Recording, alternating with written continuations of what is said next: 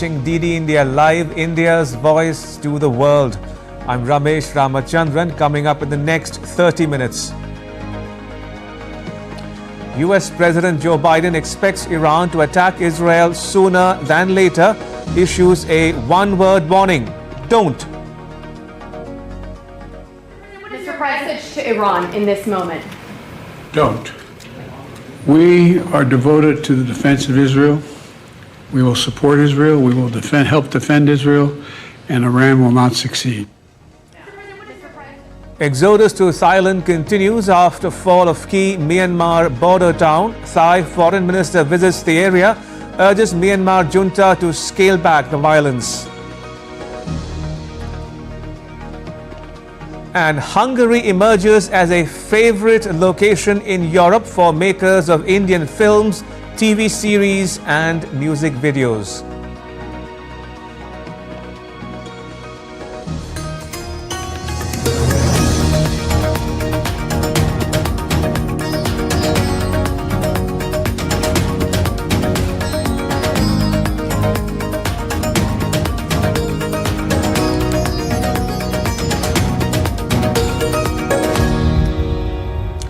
Rider news just coming in. Chaos erupted at Sydney's Westfield Bondi Junction after reports of a suspected stabbing sent shockwaves through the bustling shopping centre. A man has been shot and 5 people, including a 9-month-old baby, have been dead in an incident at a mall there. Police officers and ambulances were seen outside the mall and a police operation was underway. A witness said that she heard a shot before taking shelter in a store with her husband and a shop employee. We were just looking, somebody was injured down there. We were just looking because everyone was looking to see what was going on.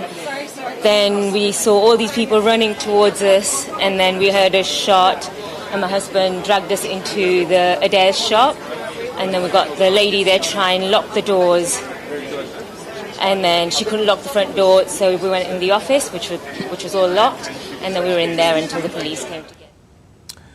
Moving on, US President Joe Biden issued a stern warning to Iran, which has threatened to take military action against Israel after its consulate in Syria was destroyed, allegedly in an Israeli airstrike.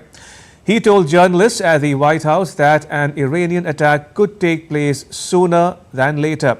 Biden also said that his grim outlook was based on intelligence reports that he was not at liberty to describe further. I don't want to get into secure information, but my expectation sooner than later. Mr. President, Iran right now. Mr. President, to Iran in this moment. Don't. We are devoted to the defense of Israel. We will support Israel. We will help defend Israel, and Iran will not succeed. India and several other countries, including France, Poland and Russia, have warned their citizens against traveling to West Asia and the Gulf. Germany warned its citizens to leave Iran, saying that there was a risk of a sudden escalation in Iran's tensions with Israel and that Germans might be at risk of arbitrary arrests in the country. Austria's foreign ministry followed Germany in urging its citizens to leave Iran. The Austrian Airlines was suspending all flights from Vienna to Tehran until the 18th of April. France's Ministry for Europe and Foreign Affairs has advised its citizens against traveling to Iran, Lebanon, Israel and the Palestinian territories. The UK told its citizens to avoid all but essential travel to Israel and Palestinian territories over the possibility of an attack on Israeli territory from Iran. And India on Friday issued an advisory urging its citizens not to travel to Iran or Israel after a sharp rise in tensions between the two countries. The Ministry of External Affairs said in a statement that in view of the prevailing situation in the region, all Indians are advised not to travel to Iran or Israel until further notice. The Indian Embassy in Israel asked Indian citizens in the country to avoid unnecessary travel, remain calm, and follow safety guidelines issued by the local authorities. France's President Emmanuel Macron held a video call with Germany's Chancellor Olaf Scholz on Friday. They discussed the situation in Ukraine following a participation by their countries at aid conferences held in Paris and Berlin earlier this year. The call came as Macron and Scholz are set to participate in a European Union summit to be held on the 17th and 18th of April. In Chile, a prosecutor's office said that the February kidnap and murder of a Venezuelan opposition figure in Chile was ordered from Venezuela. It said that the government of Chile will seek to extradite 2 suspects who had fled to Venezuela. Hector Barros, the lead prosecutor of Santiago's organized crime and homicide team, said that a Venezuelan prison gang that has spread throughout Latin America was responsible for the murder. Chilean police detained a 17-year-old Venezuelan for the crime. Meanwhile, Chile's Interior Minister Carolina Toja says that the suspect received the order to carry out this kidnapping. The most plausible hypothesis is that there was some political motive. Organized crime is involved. They were the executors. The question is what their motive was. According to the investigation, the victim has no connection with the organized crime. There are no elements to consider, for example, a self-kidnapping or any hypothesis. This has led the prosecutor's office to think that the most plausible hypothesis is that it was a potential motive. U.S. Vice President Kamala Harris has flat out blamed Donald Trump for the unraveling of abortion rights in the country. She called the former U.S. president the architect of a healthcare crisis. Harris made the remarks during a fiery speech in the state of Arizona on Friday, just days after the state's top court upheld a law from 1864 criminalizing and banning nearly all abortions. As DD India's Tony Waterman reports, the issue is now front and center in a U.S. state that could decide who wins the White House come November. Kamala Harris called Donald Trump out dozens of times during her 15-minute speech, saying the former president wants to take women back to the 1800s, and she called him the architect of this healthcare crisis. More than 20 states have now implemented abortion bans since Trump's conservative Supreme Court nominees overturned Roe v. Wade 2 years ago, eliminating the constitutional right to an abortion in the United States. We all must understand who is to blame. Former President Donald Trump did this. During his campaign in 2016, Donald Trump said women should be punished for seeking an abortion. Don't forget that. He said women should be punished. Polls show that abortion is a top issue for voters this coming fall, and Democrats are hoping that bans like this one in Arizona will motivate voters to the ballot box come November.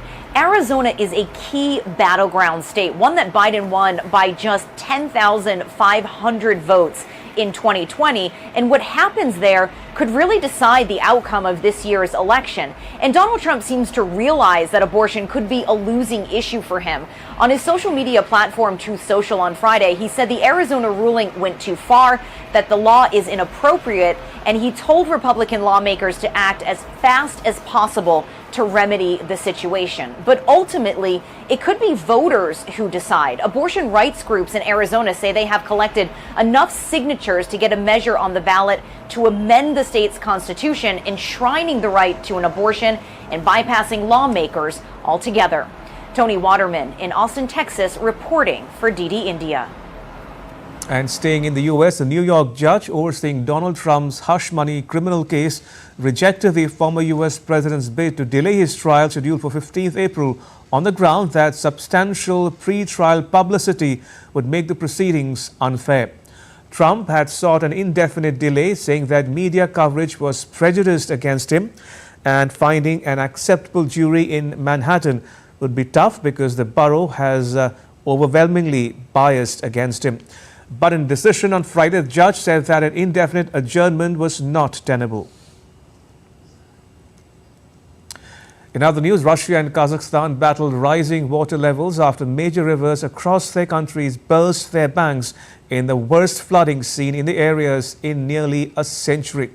Authorities in the Russian city of Orenburg called on locals to evacuate immediately because of the rapidly rising floodwaters caused by melting of snow. Water was rising sharply in another Russian region of Kurgan and in neighboring Kazakhstan as well. Officials said that 100,000 people have so far been evacuated.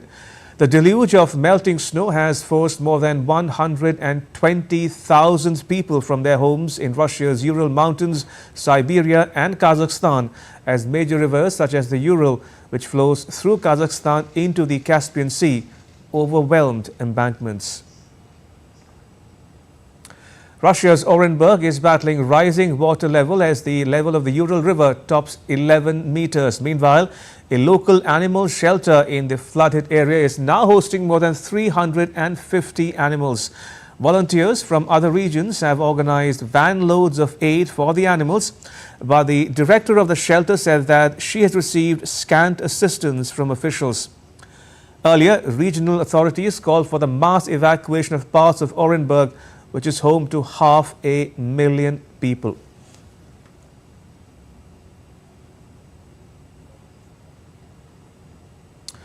Although there is still a lot of eyes on Yakutia's Lena River, locals are working hard to stop potential ice jams and spring floods in the coming weeks. The goal is to force certain sections of ice melt faster than others, thus breaking the solidity of the ice cover. An official of the local river agency said that with the help of blackening process, some parts of the ice cover is sprayed with coal dust. Another widely used technique is cutting deep grooves on ice with chainsaws in the shape of a diamond. The official said that the works that cost about $500,000 by 20th of April. Meanwhile, in the U.S. state of Florida, rescuers have been drafted to get people out of deep floodwaters. Flooding was reported in several areas in and around the city in northern Florida, with a wind speed of more than 80 kilometers per hour, downing trees and power lines.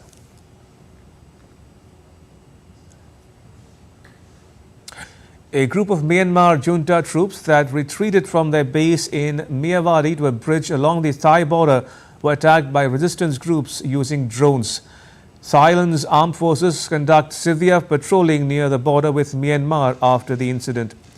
Thai Foreign Minister Bahidha Nukara has said that no request had been received from the group of junta which had retreated to the border to cross into Thailand. Right, now take a look at some more stories making news around the world. Indonesia's military denies using airstrikes in the remote area where a New Zealand pilot, Philip Mertens, was kidnapped by Papuan rebels. The rebels claim that military actions endanger the pilot, but Indonesia dismisses it as hoax news. Efforts are underway for Mertens' rescue amidst calls for negotiation and international involvement. Ecuador is grappling with the repercussions of an armed conflict that has severely impacted its tourism sector, which was once a major economic pillar. This year in January, organized crime groups in the country issued threats of war. It prompted the country's president to declare a 60-day emergency. The worsening security situation has dealt a blow to tourism, which welcomed more than 1.5 million international tourists in 2022. One person was killed and 7 injured in southern Turkey after a car's cabin collided with a broken pole. More than 40 people have since been rescued. Efforts continue to evacuate 134 people stranded in other cabins. An 18-wheel truck with a loaded flatbed slammed in the U.S. state of Texas, killing 1 person and injuring more than a dozen. The driver was taken into custody and described as a suspect. Still to come on DD India Live. BJP leaders Amit Shah and Rajnath Singh to hold rallies in Tamil Nadu, Rajasthan, Uttar Pradesh and Chhattisgarh, while opposition leader Rahul Gandhi of the Congress party will hold rallies in Chhattisgarh and Maharashtra. India's Minister of External Affairs Subramaniam Jaishankar retraced the country's firm stance on cross-border terrorism. And in tennis, Novak Djokovic will take on 8th seed Casper Ruud in the semi-finals of the Monte Carlo Masters.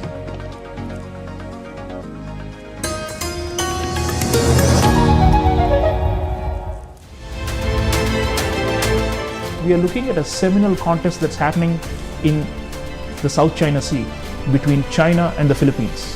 Why is this conflict intensifying in the maritime domain? We see Xi Jinping in his third term. His entire legacy in third term was bringing his old glory of China back. With Philippines, it has worked out. If we can strike similar deals with other countries, then I think the fact that India is trying to emerge as a security and defense partner, it has to sustain that by entering into similar deals with other countries.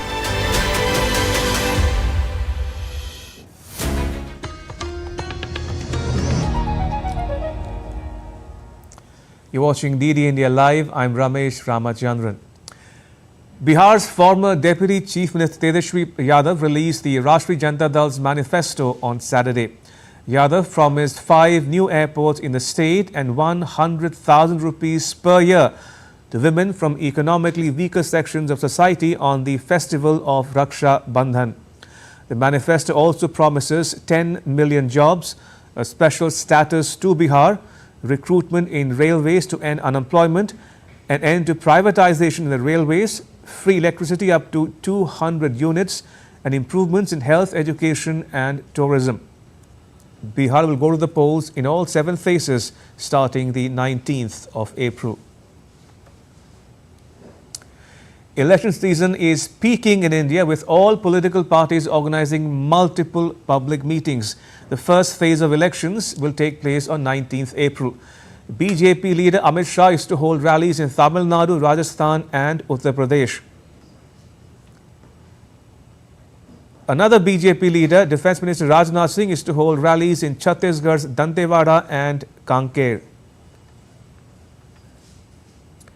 And Congress leader Rahul Gandhi is to hold rallies in Chhattisgarh's Bastar and Maharashtra's Sakoli.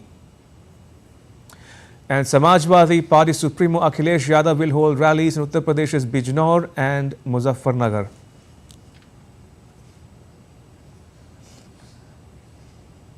So BJP star campaigner and Home Minister Amit Shah will campaign in Rajasthan and Uttar Pradesh.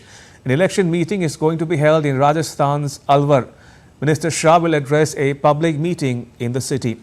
Afterwards, he will address an election rally in support of BJP's Mahesh Sharma from Gautam Buddha Nagar constituency of Uttar Pradesh.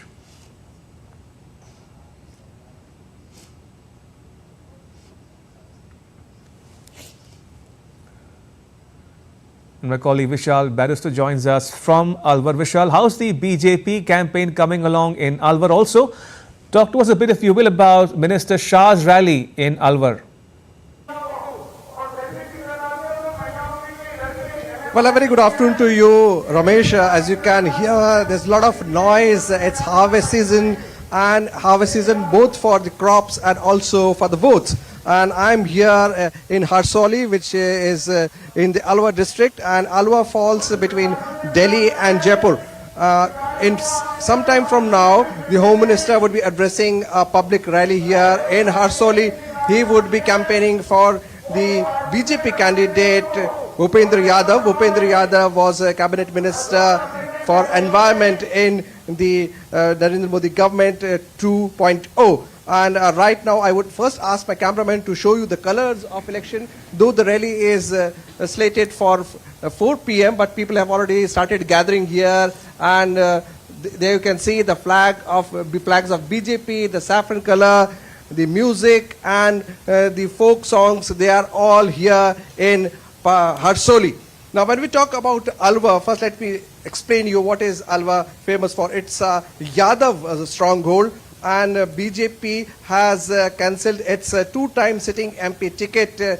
Baba two-time BJP, I beg your pardon, ticket, and they have given opportunity to Bhupendra Yadav, and Bhupendra Yadav is the first timer in Alwar, while Congress has cancelled its two-time defeated candidate Bhavar Jitendra Singh, who is the scion of the Alwar royal family. So it's going to be an interesting battle between Congress and BJP. Congress has a newcomer from Alwar, and because of the noise, it's quite fun here in Alwar, but people are enjoying both the elections and the harvest season. And very quickly, Vishal, what more can you tell us about electioneering in Rajasthan as a whole? And what about the prospects of the other parties in the fray in the state as well?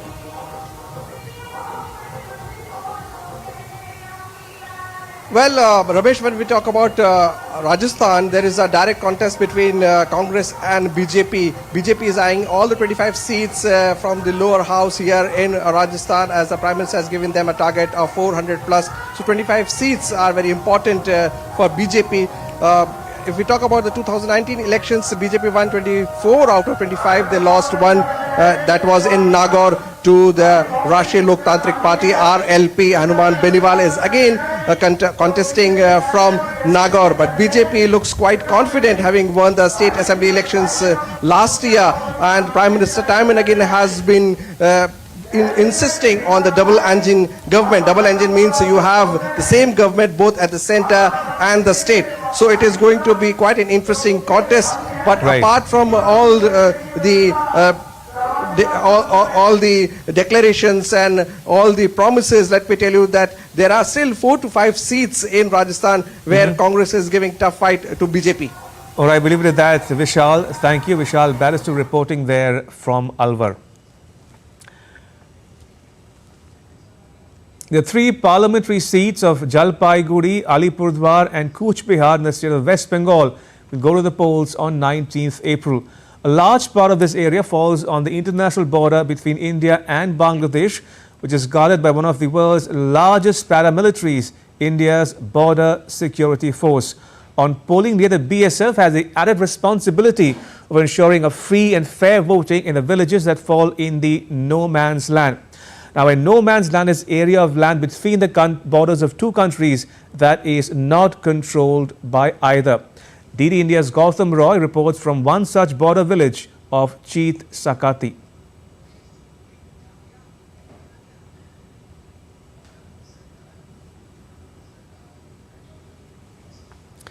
Right, we'll get to that in just a bit, but if we can go back to that report by Gautam. Right, I'm told we'll move on for now. The 2 landlocked northeastern states of Nagaland and Mizoram go to the polls on 19th April. These 2 states have many things in common. A passion for sports and bamboo exports make them stand out and set an example for others to emulate.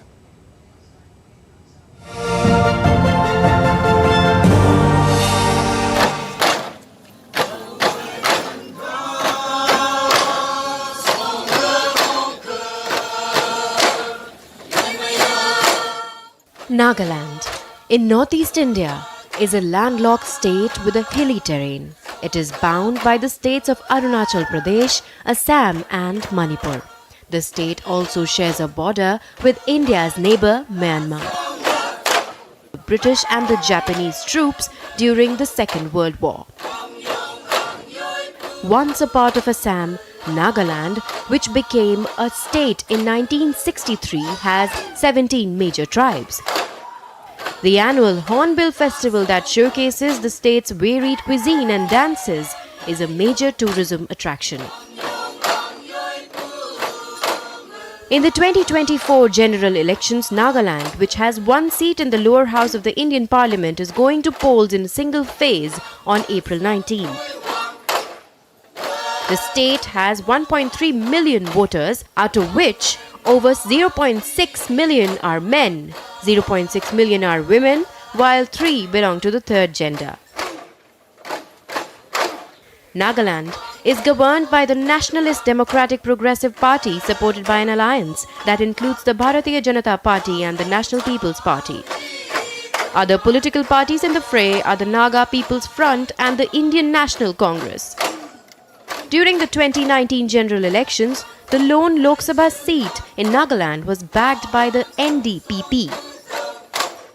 With the central government's decision to fence the entire India-Myanmar border, the 2024 polls will be closely monitored in the border state. Election Desk, DD India. India's Minister of External Affairs, Subramaniam Jaishankar, reiterated the country's firm stance on cross-border terrorism. He made the remarks at Pune on Friday. So, point is, something like Mumbai happens, and if you do not react to it, how can you prevent the next one from happening? And उनको ये नहीं लगना चाहिए कि भाई हम इस line के उस पार हैं तो कोई हमें छुएगा नहीं.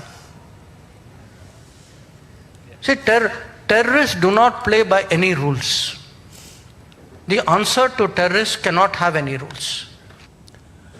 Hungary's allure as a filming destination is soaring among Indian filmmakers attracted by the country's iconic landmarks, low production costs and versatile settings.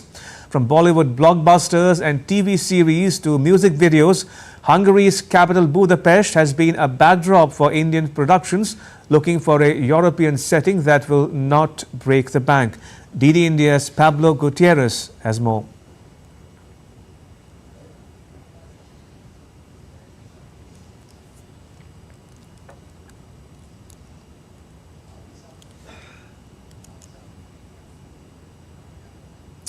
And with that, it's a wrap on this edition of DD India Live.